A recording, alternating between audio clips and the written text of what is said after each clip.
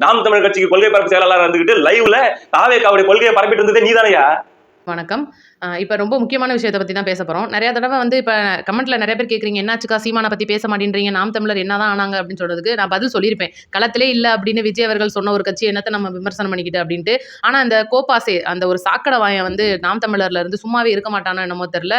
பயங்கரமா வந்து இன்னைக்கு என்னதான் அவங்க தலைவர் சொன்னாலும் கூட விஜய நான் விமர்சிச்சுக்கிட்டே தான் இருப்பேன் அப்படின்னு சொல்லிட்டு, அவர் ஒரு பாணியில இன்னைக்கு அவரோட யூடியூப் வருமானத்துக்காகவும், இல்ல அவரோட சப்ஸ்கிரைபர்ஸ்க்காகவும் வீடியோ போட்டுட்டு இருக்காரு. இது எல்லாருக்குமே தெரியும். இன்னைக்கு என்ன நடக்குது அப்படின்னு நீங்க கேட்டீங்கன்னா, சமூக வலைதளங்கள்ல பெரும்பாலும் பாரிசாலன் அவர்கள் தமிழ் தேசியம் பேசுறாரு. எல்லாருக்கும் தெரியும். அவரு நெறைய வீடியோ போட்டிருப்பாரு. இன்டர்வியூலாம் நீங்க பார்த்திருப்பீங்க. இன்னைக்கு வந்து தமிழ் தேசியம் பேசுறவங்களுக்கு மத்தியில இன்னைக்கு சீமான் அவர்களோட தனி அந்த திரள் நிதி அப்படின்றத தான் எல்லாருமே எதிர்க்கிறாங்க. இது நார்மலா போயிட்டு இருக்கிற ஒண்ணு. இப்ப பார்த்தீங்கன்னா, சாட்டைய வந்து எல்லா சேனலும் வந்து இப்ப மீட்டிங்க்கு கூப்பிடுறாங்க, இன்டர்வியூக்கு கூப்பிடுறாங்க, மக்கள் அரங்கம், மக்கள் சபைன்னு போய் பேசுறாப்ல ஒவ்வொரு இடத்துலயும் இவர் விஜய தாக்குறதுக்கான காரணம் கேட்டு கொள்கை கேட்டிருப்பாரு.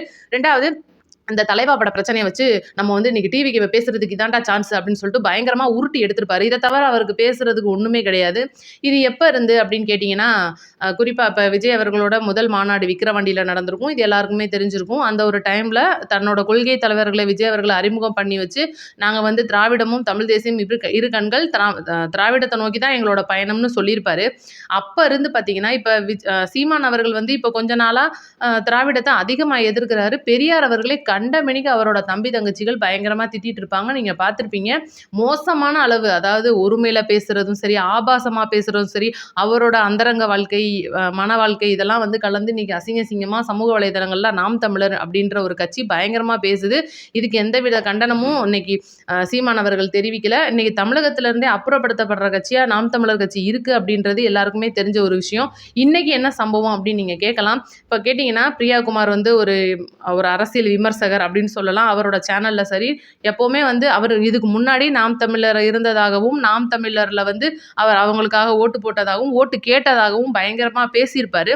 அந்த ஒரு வீடியோ வச்சுக்கிட்டு இன்னைக்கு பார்த்தீங்கன்னா, நாம் தமிழர் இருக்கிற அந்த கேவலமான தம்பிகள் என்ன பண்றாங்க அப்படின்னா, நம்ம கட்சியில இருந்த தம்பி தான் இன்னைக்கு நம்மளுக்கு நல்லது தான் சொல்லுது அப்படின்னு சொல்லிட்டு கூட எடுத்துக்காம, புரோக்கர் குமாரு, மாமா குமாரு அசிங்கமா வந்து பேசுறதுல அவைங்க வல்லவைங்கன்னு உங்களுக்கு தெரியும். அப்ப அந்த அளவுக்கு கேவலமா இன்னைக்கு வீடியோ போட்டுட்டு இருக்காங்க அப்படின்னா, இன்னைக்கு அவர் அப்படி என்னதான் சொல்லியிருக்காரு அப்படின்னு நீங்க பார்த்தீங்கன்னா, இப்ப சாட்டைய பொறுத்தவரைக்கும் உங்களுக்கே தெரியும்.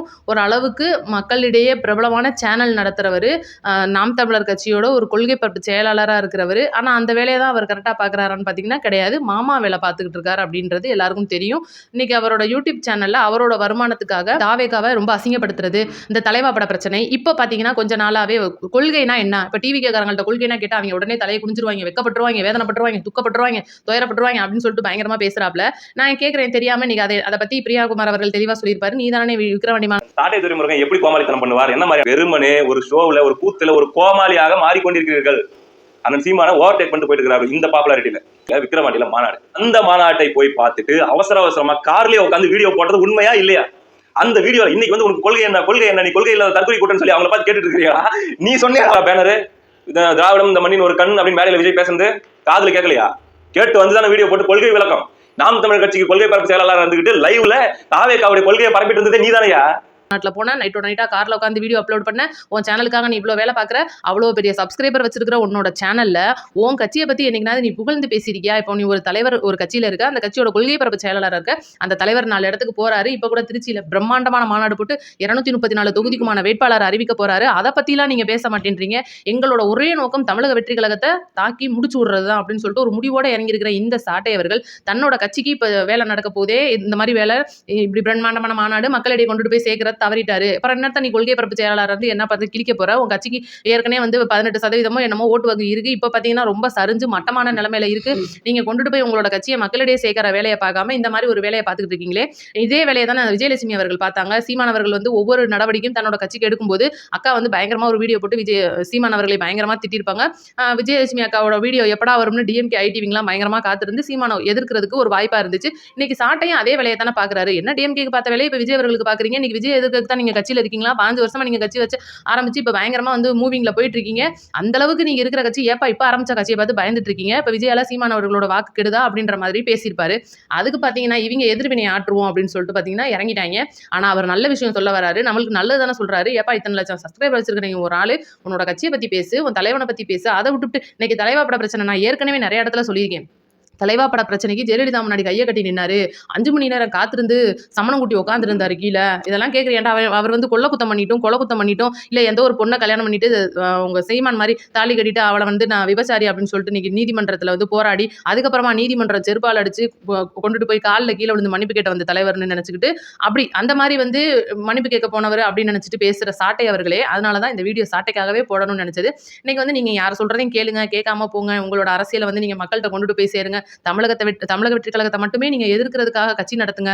அதை பத்திலாம் எங்களுக்கு கவலை கிடையாது. ஏன்னா நீங்க எந்த அளவுக்கு கேவலமா பேசுவீங்களோ இன்னைக்கு அந்த அளவுக்கு எங்களுக்கும் பேச தெரியும். ஆனா எங்களோட கட்சி தலைமை எங்களுக்கு அந்த நாகரிகத்தை கத்துக் கொடுத்துருக்கிறதுக்காக உங்களை ஓரளவுக்கு விமர்சிச்சுட்டு நாங்க பதிலுக்கு விட்டுறோம். இன்னைக்கு சீமான் அவர்களே வந்து ஒவ்வொரு பேட்டியிலே சொல்லியிருப்பாரு, விஜய் அவர்களை எதிர்க்கிறதுக்கு நாங்க கட்சி நடத்தல, திரும்ப அவர்களை எதிர்க்கிறதுக்கு நாங்க கட்சி நடத்தல, நாங்க வந்து களத்துல இன்னைக்கு வந்திருக்கிறது இந்த தமிழ்நாட்டை மீட்கணும் அப்படின்ற ஒரு கொள்கையை தான் அவர் வச்சுட்டு இருக்காரு. அப்படின் போது இன்னைக்கு சீமான் அவர்களோட கொள்கையை முதர்ந்து எடுத்து பார்த்தோம் அப்படின்னா 24/12/2023 வரைக்கும் அவர் பாத்தீங்கன்னா பெரியார பயங்கரமா 23/12/24 வரைக்கும் பெரியார் அவர்களுக்கான ஒரு பெரியாரை போற்றி அவரோட அந்த திராவிடத்தை போற்றி தான் நம்ம சீமான் அவர்கள் தன்னோட கட்சியை வளர்த்துட்டு வந்தாரு. இது ஏன் அப்படின்னு நான் சொல்றோம் அப்படிங்கன்னா இன்னைக்கு விஜய் அவர்கள் கட்சி ஆரம்பிச்சு 3ஆம் ஆண்டுல அடி எடுத்து வைக்கிறாங்க. இதுக்கு முன்னாடி பாத்தீங்கன்னா இப்ப 2 வருஷம் கடந்து இப்ப 3வது வருஷம் வர்றோம் அப்படின்னும் போது சீமான் அவர்களுடைய ஓட்டு வங்கி அப்படின்றது தமிழக வெற்றி கழக தலைவர் விஜய் அவர்களுக்கு மாறிட்டு இருக்கு. ஏன்னா இதுக்கு முன்னாடியே பாத்தீங்கன்னா ஒரு சட்டமன்ற தேர்தலில் அந்த மைக்க கையில் எடுக்கட்டுமா அப்படின்ற ஒரு வார்த்தையை வச்சு மைக்கோட சின்னத்துக்கு ஓட்டு வாங்கின நம்ம சீமான் அவர்களோட தம்பிகளும் சரி சீமானும் சரி அந்த 40 லட்சம் ஓட்டுகள் நம்மளுக்கு எப்படி வந்துச்சு அப்படின்றது கூட தெரியாம இன்னைக்கு பயங்கரமா விமர்சனம் பண்ணிட்டு இருக்கிறவங்களுக்கு மத்தியில நம்மளோட ஒட்டுமொத்த வாக்கையுமே இன்னைக்கு டிவிக்கு சைட்ல போகுதுன்னு சொல்லிட்டு பயத்துல அலறிட்டு இருக்காங்க. ஏன்னா இதுக்கு முன்னாடி ஒரு சம்பவம் நடந்திருக்கும். ஒரு இடத்துல சாட்டை அவர்கள் வந்து பேசுவாரு. திரு ரஜினிகாந்த் அவர்கள் இன்னைக்கு சூப்பர் ஸ்டாரா இருக்கிற ரஜினிகாந்த் அவர்கள் ஒரு காலத்துல அரசியலுக்கு வரேன்னு சொல்லியிருப்பாரு. ஆனா அதை வந்து இவங்களால வைத்தறிச்சல தாங்க முடியாம ஆத்தாடி சும்மாவே நம்ம வந்து இன்னைக்கு அரசியல் கடல் அப்படின்றதுல நீந்திக்கிட்டு இருக்கோம் நீச்சல் தெரியாம. ஆனா இவரும் வந்துட்டாருன்னா நம்மள சுத்தமா முடிச்சு விட்டுருவாங்கன்னு சொல்லிட்டு அசிங்கமா அவரோட மகளோட வாழ்க்கை, அதாவது தனுஷ் ஐஸ்வர்யா பிரச்சனையை வச்சு மகளோட பிரச்சனையவே பார்த்துக்காத நீ எல்லாம் வந்து அரசியலுக்கு வந்து என்னையா பண்ண போறேன்னு அசிங்கமா ஒருமையில பேசி அவ்வளவு பேர் நடுவுல இருக்கிற பொதுக்கூட்டத்துல பேசியிருக்காரு. அப்படின்னா அவரை கேட்கறதுக்கு ஒருத்தையும் கூட அங்க ரஜினி ரசிகர் இல்லாம போயிட்டீங்க அப்படின்னு நான் ஏற்கனவே நிறைய வீடியோல கேட்டிருக்கேன். இந்த வீடியோலையும் நான் கேட்கிறேன். அந்த மாதிரி இருக்கிற அந்த ஒரு கோப்பாசை கேவலமான அந்த சாட்டை இருந்தா போதும் நாம் தமிழரை முடிச்சு விடுறதுக்கு. இன்னி அவ்வளவுதான். நாம் தமிழர் வந்து இன்னைக்கு 26 சீமான் அவர்கள் திரள்நிதி வாங்குறாரோ, அவர் வந்து பெண்களை ஏமாத்தினாரோ, இல்ல காசை ஆட்டையை போடுறாரோ, இன்னைக்கு தமிழக மக்களை ஏமாத்துறாரோ அதெல்லாம் மேட்டர் கிடையாது. ஆனா சிறுக ஆரம்பிச்சு அந்த நல்லா நடத்திட்டு வந்த அந்த கட்சின்றது இன்னைக்கு சாட்டையோட தரைமட்டமா போகுது அப்படின்றது தான் உண்மை. இப்ப நீங்க எல்லாருமே கேட்கலாம், என்னக்கா திடீர்னு நம்ம வந்து இப்ப பேசுறோம் அப்படின்னா என்ன காரணம் அப்படின்னா அதே 24 வரைக்கும், அதாவது விஜய் அவர்கள் கட்சி விஜய் மக்கள் இயக்கம் அப்படின்றது கட்சியா மாறுறதுக்கு முன்னாடி வரைக்கும் நானும் சீமானுக்கு வாக்களித்த ஒரு தொண்டனாவே நான் சொன்னேன். முதல்ல சீமான் அவர்களுக்கு தான் நம்ம வாக்களிச்சோம் அப்படின்றத நான் நிறைய இடத்துல சொல்லிட்டேன். இதுலயும் நான் சொல்றேன். இன்னைக்கு பிரியாகுமார் வாக்களிச்சேன், இன்னைக்கு வந்து நாம் தமிழர் இவ்வளவு தூரம் நாசமா போறதை என் கண்ணு முன்னாடி பார்க்க முடியல அப்படின்னு சொல்லிட்டு சொல்லியிருப்பாரு. நானும் அதே காரணத்தை தான் சொல்றேன். இதுக்கு முன்னாடி நானும் சீமான் அவர்களுக்கு நம்ம சேனல்ல இன்னொரு சேனல்ல நிறைய வீடியோலாம் நம்ம போட்டிருக்கோம். நம்மளும் சீமான் அண்ணனோட கொள்கையை எடுத்துட்டு பேசணும். ஏன்னா தான் வந்து இன்னைக்கு தமிழகத்துல இவ்வளவு ஊழலுக்கு மத்தியில சீமான் அவர்கள் பேசுற பேச்சை ஈர்க்கப்பட்டு வந்த ஒரு தொண்டனா தான் நம்மளும் இருந்திருந்தோம் அப்படின்றது எல்லாருக்குமே தெரியும். இன்னைக்கு அவரோட உண்மை முகம் வெளிப்பட்டு இன்னைக்கு அவரோட தம்பி தங்கைகளே வந்து அவர் தலையில மண்ணலி போட்டுட்டு இருக்கும்போது சீமான் அண்ணனோட கட்சி இப்படி மண்ணோட மண்ணதை போகிறத பார்க்க முடியலங்க. இன்னைக்கு வந்து 234 தொகுதிக்கும் தனி ஒரு ஆளா நின்று எந்த கட்சியோட நான் கூட்டணி இல்லைன்னு சொல்லி பேசிட்டு இருக்காரு ஒரு பக்கம். என்னதான் போய் பேசுறாரோ உண்மை பேசுறாரோ அதுதான் அவரோட கட்சி பாணி. அவரை பிடிச்சவங்களே இன்னைக்கு மக்கள் வந்து பாதி பேர் தமிழகத்துல இருக்காங்க, அதை நம்ம மறுக்க முடியாது. ஆனா அந்த இருபாவனம் கார்த்திக், சாட்டை இன்னும் சில தம்பிகள்லாம் இருக்காங்க, தங்கச்சிகள்லாம் ரொம்ப மோசமா பேசுறதுன்னு இருக்குதுங்க. இன்னைக்கு சீமானனோட கட்சியை தரமாட்டமாக்குறதுக்கு இவங்கெல்லாம் ஒரு உறுதுணையா இருந்து செயல்படுவாங்க அப்படின்றத நம்ம சொல்லிக்குவோம். 26க்கு அப்புறம் நாம் தமிழர் கட்சி அப்படின்ற ஒண்ணு இருந்துச்சா அப்படின்னு கேட்கறதே வந்து ஒரு சாட்டையால தான் அப்படின்ற ஒரு கேள்வி வரும். கண்டிப்பா சீமான் அவர்கள் இதை புரிஞ்சு நடந்துக்கணும் அப்படின்றது நம்மளோட கருத்து. நம்ம சேனல் பார்க்குறவங்க மறக்காம சப்ஸ்கிரைப் பண்ணி ஷேர் பண்ணி விடுங்க. நன்றி, வணக்கம்.